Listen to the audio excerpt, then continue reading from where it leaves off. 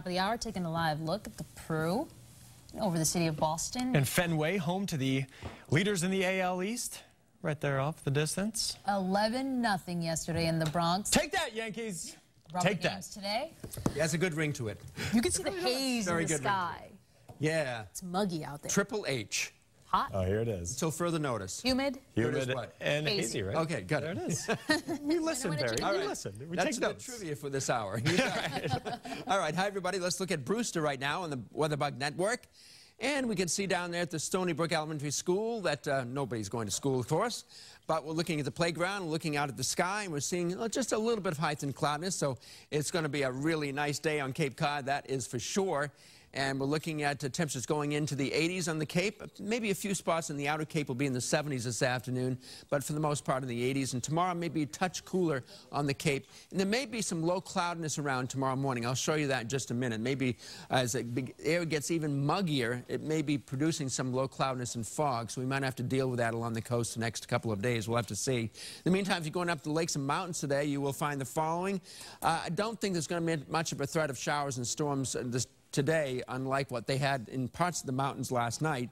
And tomorrow's going to be about 91 up there, so it's going to be plenty hot up north and very, very humid as well as the heat goes on. And the heat advisory has been expanded by the National Weather Service across a good chunk of the region, except right along the coast and down over the Cape, of course, where cooling ocean breezes will take place this afternoon. So it's going to feel like 100 to as high as 104 in the orange zone in the heat advisory locations.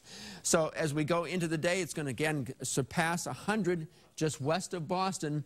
But as it's doing so, we're starting to see the wind flip.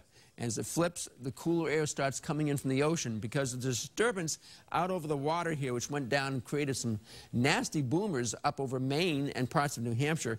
That's going to encourage more of a breeze coming in from the ocean this afternoon. So that's what we're hoping for some relief along the coast. With the high tide coming up this afternoon, and right close to the middle part of the afternoon, so there's not going to be too much room on the beach with all the people going there.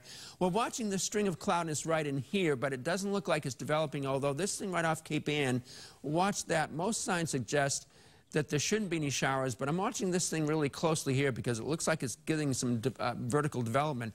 Also, the areas out of the ocean seeing some thunderstorm development. There goes that disturbance southward, but it's right in here. I want to keep an eye on this just in case something tries to develop and head southwestward. We're watching that very closely. So for the most part, the models are not suggesting any thunderstorms here because most of the action is going offshore. And as the humid air becomes more established and gets muggier, there's a danger of a lot of low cloudiness and fog forming over the ocean, and some of that may drift onshore during the nighttime hours next couple of days.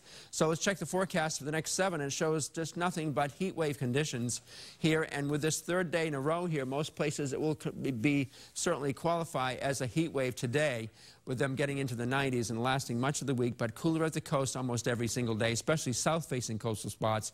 A few scattered showers and storms later Tuesday, more likely a few on for the 4th of July, and many of them on Friday, signaling the arrival of refreshing air here next week and next weekend, Saturday and Sunday. If only everyone could see how animated Barry is getting about that moment.